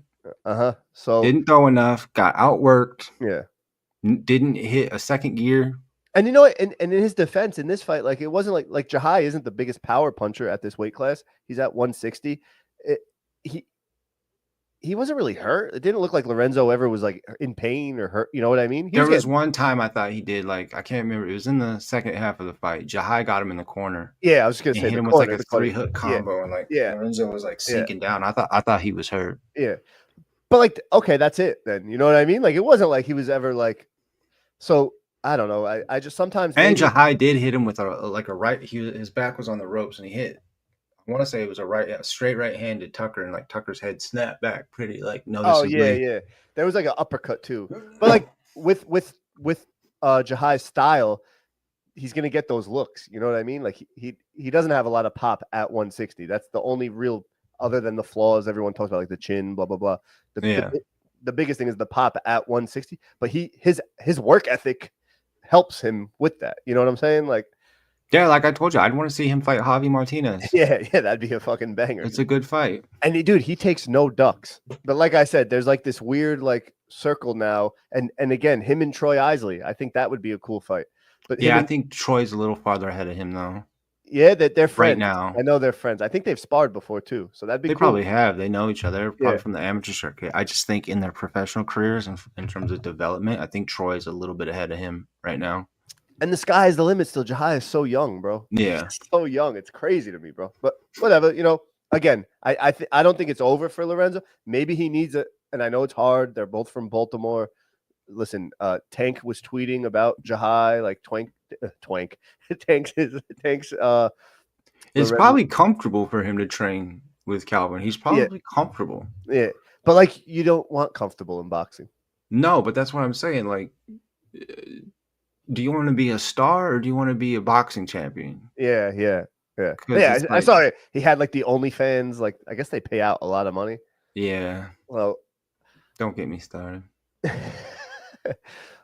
What? You want OnlyFans? No, I have no. Anyway, but yeah, it was cool to see. I mean, props to JAHI. That's my guy. Yeah, bro. JAHI's the bro. Yeah, it was sick. It was a great fight. It was an awesome fight. Bro, he came out after like and mingled with the fans a little bit. I ran over there and fanboyed and gave me I got his sweat all over me. It was really, yeah, it was awesome. Nah, I was just being just weird. Bricked up. Yeah. Oh shit. We got a few followers. Three people are watching. Wow. Hell yeah. Oh, awesome. But yeah, it was cool. Yo, the people watching, you do know Willie. They know Willie very well. Can you call Willie and make sure he's okay? This guy. He hasn't even texted you or nothing. Nah, I don't see nothing. This isn't like him. Yo, Jay, if you're listening, give Willie a shout. I don't know where the hell he is. Yeah, but that's really it for that. It was a great fight, and boxing. There's two things boxing need: more fights like this, and more buildup for fights like this. That's what UFC does. UFC has some boring ass fights lately, but the buildup gets you into it. It gets me gambling on UFC. You know what I mean? And just what they've done for years, like not even the big fights. Just give these guys little introductions because then people remember them later. You can put them on cards, and people are like, "Oh, here's fucking homeboy fighting another nobody." When in reality, he's not. Yeah. And the backstory, a lot like So if you watch the not 30 for 30, but what is it? Dark Side of the Ring. You ever watch Dark Side of the Ring about like wrestling? No. I forget what it's on, but it's like mini documentaries on wrestlers, like WWF, WWE, WCW Yeah. wrestling. Dude, the Dark Side of the Ring tells their like backstory and like what these people came from, and like I think boxing needs more of that too. Like I Yeah, want there's so many great stories in oh, boxing. oh my god, dude, I want to see like, and that's what they need. But all right, keeping it pushing. We're gonna wrap this up soon. I don't got much more to say. I just want to touch on all those topics. Oh, you didn't watch the Vito fight. I watched the Vito fight. I Kind of the will. same things we said about I Brandon Lee. He just so doesn't hit that second gear, and so he doesn't dude, have power at 160. and he did fight a tough Polish guy. I was there till like the 4th round, and then I was like, I gotta get. We tried to beat traffic and didn't. Oh, so you saw the knockdown? Yeah, I saw the knockdown, and I thought I had a fucking parlay with him too. I had Damian Kniba, the Polish heavyweight, KO TKO, and I had Vito KO TKO at plus 100. I put a lot of money on it because I'm like, oh, these are kind of like locks. Like they're clearly want Vito to get the knockout, and he didn't. So He's good, but I think he's not champion level yet. Jamal just said Willie's ETA is 15 minutes. Yo, the show's gonna be over in 15 minutes. What the fuck? I hope Willie's all right. Yo, prayers up for Willie. Prayers up for Willie. Yeah, he's just he's a sound boxer. He's technically he doesn't have like a lot of flaws. I don't see, right? No, and some, but not a lot. Yeah, but like, and he's also very young. I just think that ESPN really wants like a white Italian dude, and like that's their guy. I guess I don't know. I don't know what. Well, because he has support, he has backing, right? Yeah. He was on PBC, and on PBC he was knocking out like Alexis Salazar and shit. Yeah, that's any Latino you knock out is good. That's good, but that's a real name. And then he had that last fight where a lot of people thought he should have lost. He got the draw, moves up a weight class. I was there for that fight. I didn't even know he moved up. This was moved up. I didn't even know. Yeah, because when he got there, he was at 54, wasn't he? Because they were talking about him fighting Zayas and everything. Yeah, you're right. You're right. Yeah, this fight was at 160. The thing with me is like, all right, he's winning fights though. Okay, the last one was close. He clearly won this fight, right? Yeah, easily. They did everything in the. I'm telling you, dude. We just talked about the size of the ring. They did everything in their power to give him a knockout. They did everything in their power they could to give this guy. They wanted a Vito knockout. Yeah, they were late in the fight. He was just landing like throwing like 1, maybe 2 punch combos, and they're like, "Where's the combos? Like, where's his quick flurries? Like Oscar would throw, he's got the hand speed for it." Yeah, I don't know.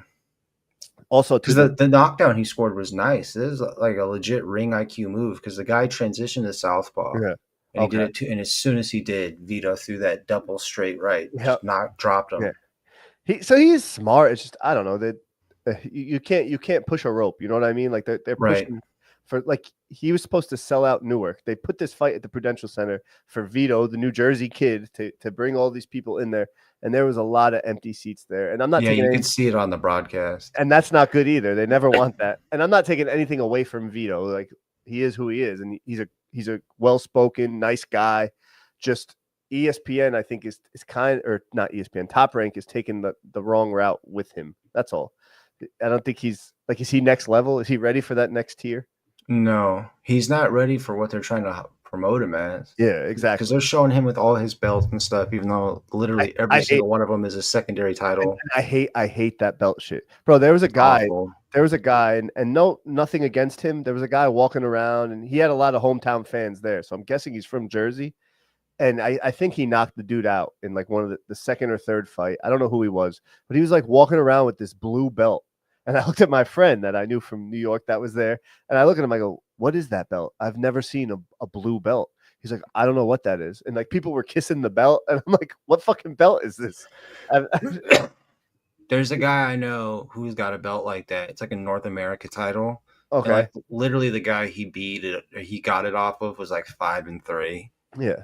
And every interview you see him on, he's got it like over his shoulder. And like I'm not even I'm not even hating on the guys though. Like, listen, if I got a belt, I'd wear that shit like a belt strap. You know what I mean? I'd take a shower with that fucking thing butt naked. But dude, he won it in like a fucking town hall.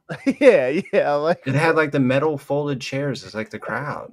He wore it to like Canelo Munguia weigh-ins and shit. oh my, yeah, that's crazy. I would do that, but you'd expect that from us. Like, what the fuck? It was weird. Yeah, And then he got knocked out in the second round by one guy. So that guy got a fight on Top Rank and got knocked out in the first round by Alan Garcia. And see, like, this is what they need to. Boxing needs to let the regular people know that there's different levels. We're not like the UFC. Like, you make the UFC, you made it. You know, like, boxing has different levels, and like I always say, people probably think of it tiers.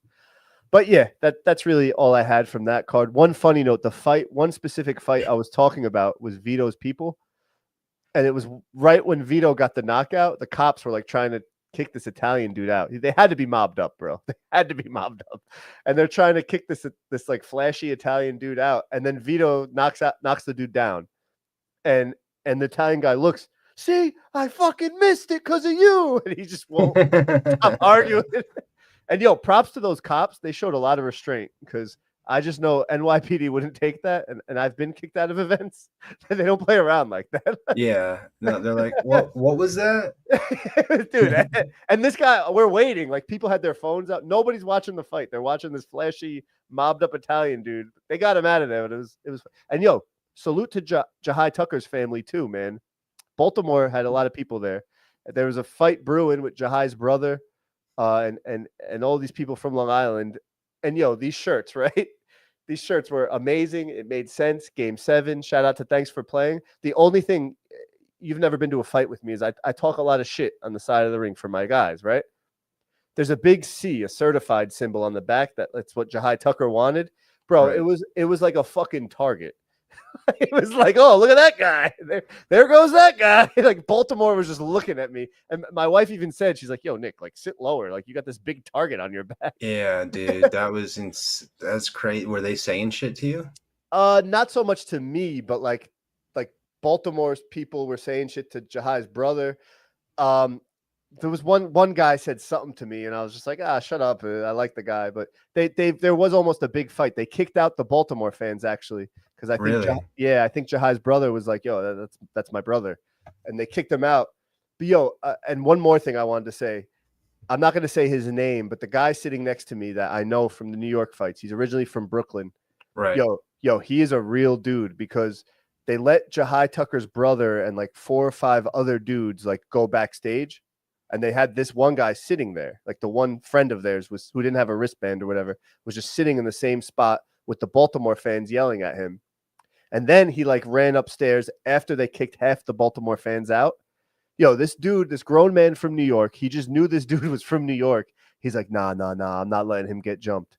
And he fucking ran up there. And I went to go with him, but my wife was with me, and she's like, you're not going anywhere. So I had to stay. But I was like, yo, that's a real dude right there. Like, he's like, I don't want to see no kid get jumped. And I appreciated that so much. That was awesome to see, man.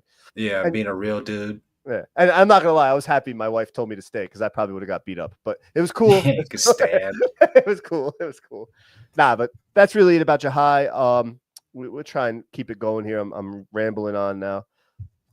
You want to talk quick about Christian MBILLI versus SULECKI? Like a little preview? Yeah, I mean, I don't think it's gonna be close, but I think this is another one. This is another. It's another one of those fights where Top Rank's just filling spots, you know, like. Yeah, well, they've been trying to push MBILLI because he is really good. Yeah, it's just, dude, no big name will fight him yet. Yeah, and you know what? The only downside with him is, he has the body. No, did he? That guy has the fucking body. Yeah, he's fucking a specimen, bro. I just saw something like MVP Promotions is pushing Jake Paul, obviously, right? Right. And I guess we got to speak on that too. Fuck. But he's pushing Jake Paul. And they're like, oh, Jake Paul, does Jake Paul look? They posted this on Instagram. You can look it up. Is Jake Paul the most jacked in boxing?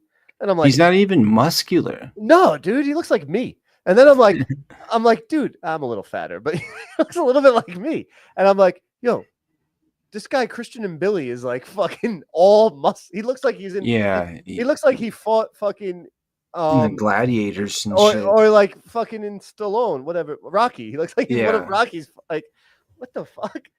But He's jacked, dude. the only thing with him is, you know, his last fight. People are the only thing you can really get on him on is he didn't finish Deverenchenko, who is tough and went in there to survive, but he did have one arm.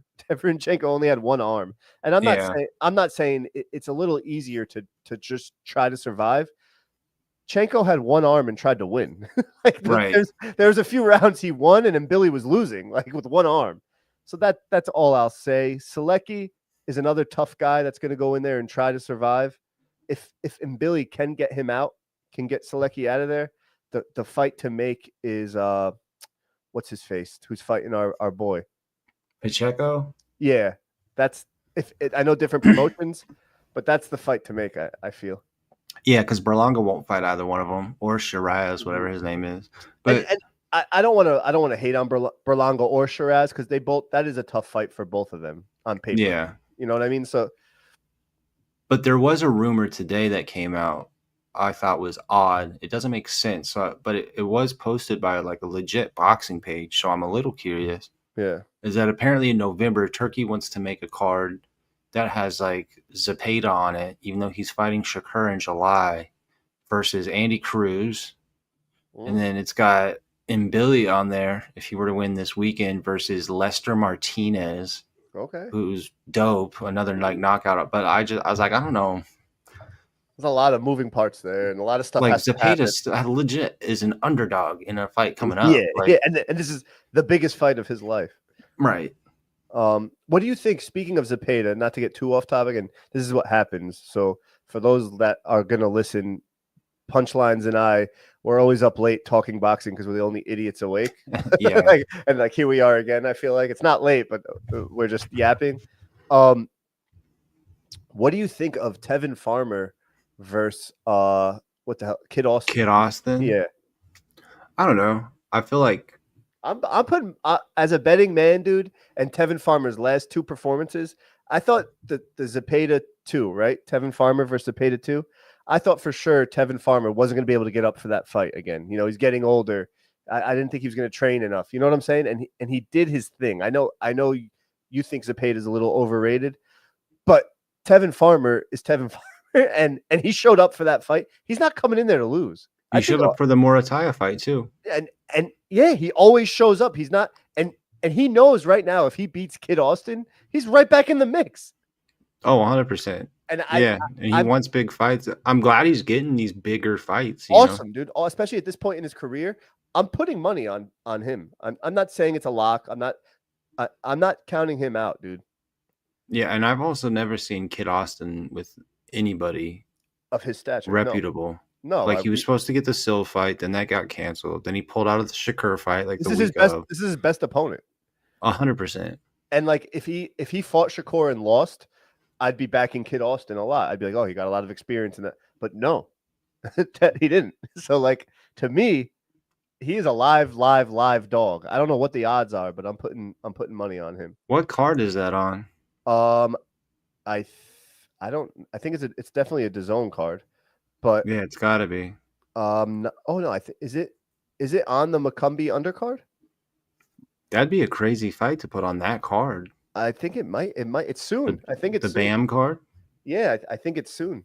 Damn, that's a good ass card. I'm not gonna lie. I'm not 100% sure though, so don't. But whatever it is, I'm tuning in for that when I look it up. Again, yeah, I don't know what the odds are. I've been getting a lot of like I don't want to say props, I guess, about my picks, but just know I lose more than I win. I only post the wins, but I have been getting a lot of props about my picks, so that's good to know. There is a good fight this weekend on that Jake Paul card though. That I really want to watch that co-main event. Who is that again? Just say it and it'll come back. Zurdo Ramirez versus Dorticos, the Cuban guy. Yeah. I think those are, for me, or isn't it like Dorticos? Is that how you say it? Am I saying it right? Yeah, something like that. Dorticos, Dorticos, something. I don't fucking know. Whatever. They call me Chain, so you know what? When they get it right, I'll get it right. Oh, I got you, bro. I got you. I know you don't like Zurdo, But I like I Zerto, don't man. hate him. I I like think watching him fight. He's a fun guy to watch fight. I ever just since don't think he's the shit. ever since he like missed weight and admitted he did cocaine, whatever, like he's been for me, he's been like on a tear in a sense. Yeah, his fight. I mean, he beat Joe Smith Jr. at cruiser, but that you know, I didn't think fun fight. I thought Joe's and I'm a little biased. Joe Smith is from a few towns over. I thought he I was love gonna, Joe Smith Jr. I thought he was gonna knock him out. You thought he was gonna knock Zerto out? Yeah, I thought he was gonna knock him out. Oh, see, I thought Zerto was gonna knock him out because he No, hadn't. He got knocked out by Beterbiev. He hadn't yeah, fought in a while. He was going up a weight class. He looked okay, yeah, but then Zerto just beat. Oh, he beat Chris Billum Smith. Chris yeah. Billum Smith is legit good. Mhm. And that last guy he fought, it was like a German dude, I think. Who's I don't know him. that was dude? That guy was. Let me hold on. Let me look it up quick because I forget his fucking name. But I became a fan after that fight. Yeah, the Billum Smith fight was impressive because Chris Billum Smith is really he beat Richard Riakporhe, he beat Lawrence Okoli. Like, he's a good cruiserweight. So the fact that Zerto beat him, and I think he'll beat Dorticos, but Dorticos can win that fight. He's good, bro. Yeah, and he does He's have got power. Yeah, I was gonna say he has pop. Was it this guy? Arsen Gulmarian?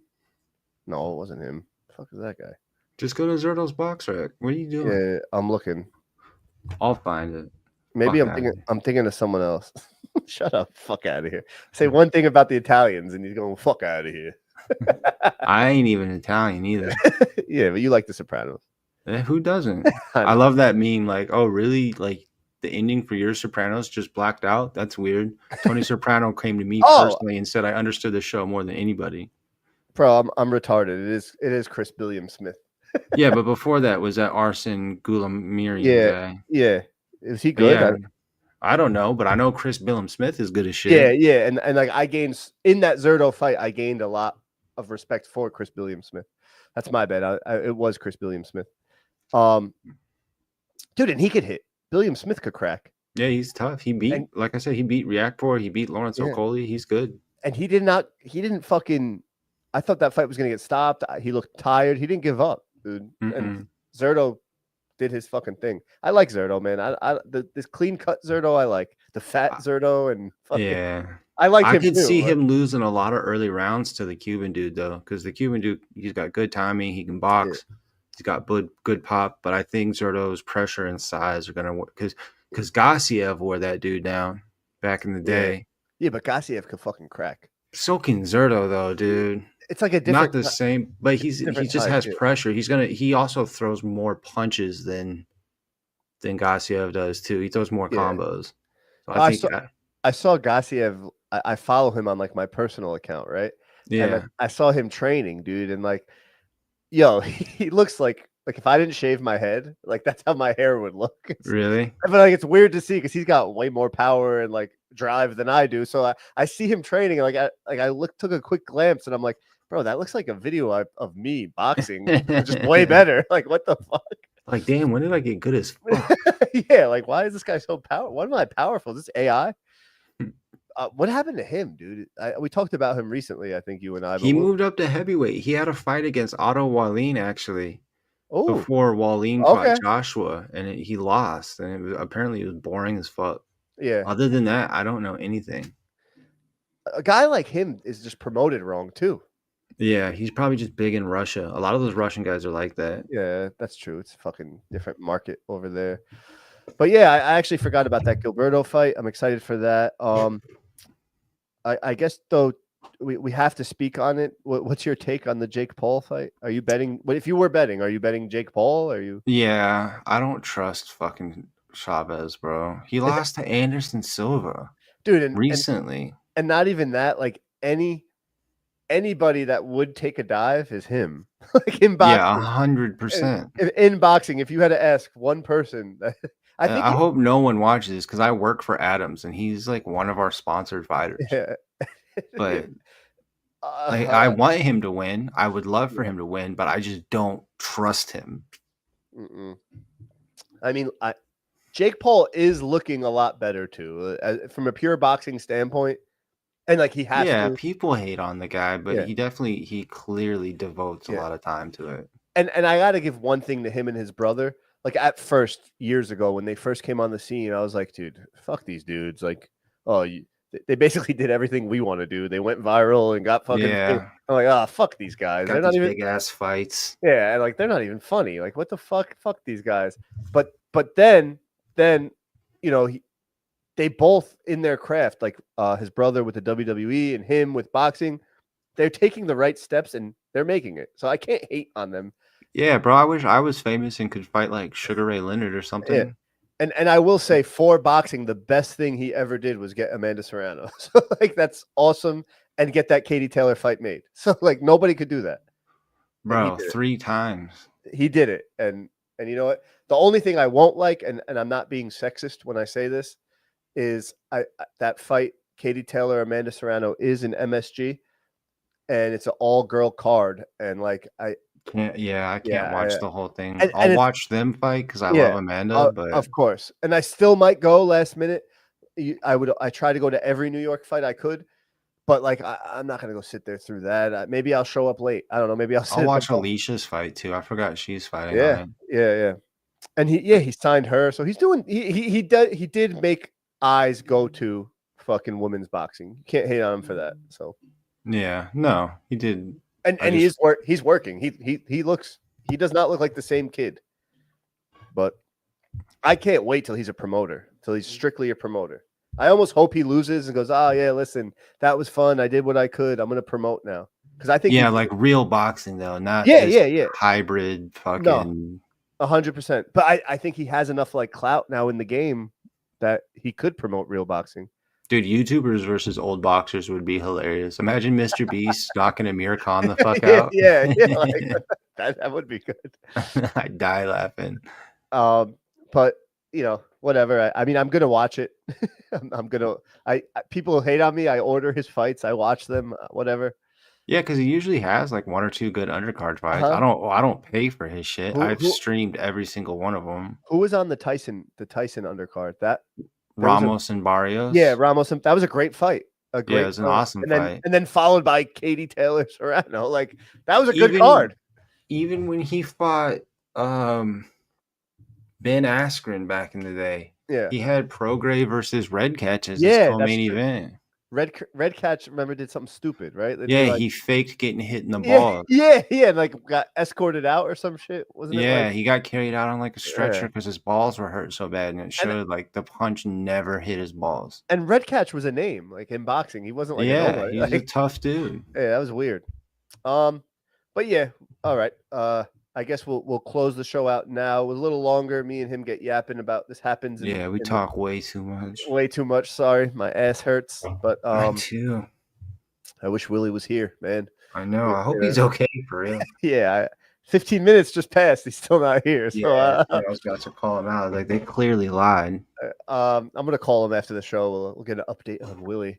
Let me know. But this is really not like him. That's why I want that to be known. Like I've had other co-hosts no call, no show before, and like they've done it twice, maybe 3 times. Willie is like that. He's known not to, he'll come late, but he'll never no call, no show. Yeah, I hope he's all right. I hope he's all right. All right, though, we'll just close it out with something that happened on Sunday and once in Saudi. We had the Canelo versus Crawford press conference. We have to talk about it because it's drama in the boxing world. It kind of took over the internet. I don't really. It looks all forced to me. A lot of stuff looks forced. It's I don't know why, and I'm not being like. Maybe it's just a different culture or something, but everything Turkey touches looks forced to me. Like because dude, he's a fucking royal member in a country. He's like what's he gonna do? Be like, yeah, we're gonna do this. Like, no, first of all, nobody can be like, sir, they're not gonna buy that. They're not gonna believe this because they'll die. And even if they do tell him that, he'll be like, what do you mean they won't believe it? Like, if they don't believe it, we'll kill them. And in his defense, in a sense, he's a real boxing fan. So like, he's just having fun with these like toys. Like, he's just a nerd, dude. That's all he is. Like these boxers, just the prep. The fights are good, but the prep. It looks like he has like toy wrestlers. Remember those little toy wrestlers everyone had as a kid? Like he has them, and he's just fucking with them. Like in like the fucker from Jimmy Neutron with his Voltron toy. Yeah, dude. Like, that's what this felt like. And you see the difference between and I'll close out with this, but like the Saudi presser, right? There was no crowd noise, nothing. Then they go to New York City and there's some beef. There's crowd noise. The fighters get a little more amped because the real boxing fans are there. The drunk hooligans Yeah. are there. And unfortunately, that's going to be the last time you hear crowd noise because then they're going to go back to Saudi and have this fight, right? Or maybe they're doing a presser in Vegas too. I thought the fight was in Vegas. Is it in Vegas? Am I retarded? Yeah, I thought it got confirmed for Allegiant Stadium. You're absolutely right. I'm retarded, and I'm happy you said that. So you're right. I was so confused. I was like, where's he going with this? That's totally my fault. You're 100% right. It is in Vegas. So now they're back. We will have crowd noise. So that whole take, let's just forget I said anything. You're right. Yeah, they're gonna. Oh man, I hope they fill that bitch up. No, they will. Canelo will fill up. I guess in Saudi it looked really forced, and then like the push with Canelo looked forced. But you're right. It is. And then there's going to be shots of the airport with all the celebrity private jets flying in just to watch it. But this is props to him. Then props to Turk. He's learning. You can't have these fights in Saudi. You can't have them all the time, especially those huge cards like that. And you know what? Good for him. Then he's learning because the Berlanga card is in New York, and there is fans. I'm actually working on getting my tickets now, so that's good to know. So he is learning. All right. I forget about everything I just said. I'm fucking I'm retweeted. So we can't say that word. You see Canelo fucking going after him, basically calling him out, saying like, yeah, he wants Crawford to win. Crawford's his boy. Yeah. That's good though. I want mean Canelo. Yeah, he's a dick. But did you see like the dinner too? Like it was weird, dude. It was really weird. Yeah, it was fucking odd. And you know what? Shame on Terrence Crawford, bro. He's at this royal guy's house and he wore a t-shirt.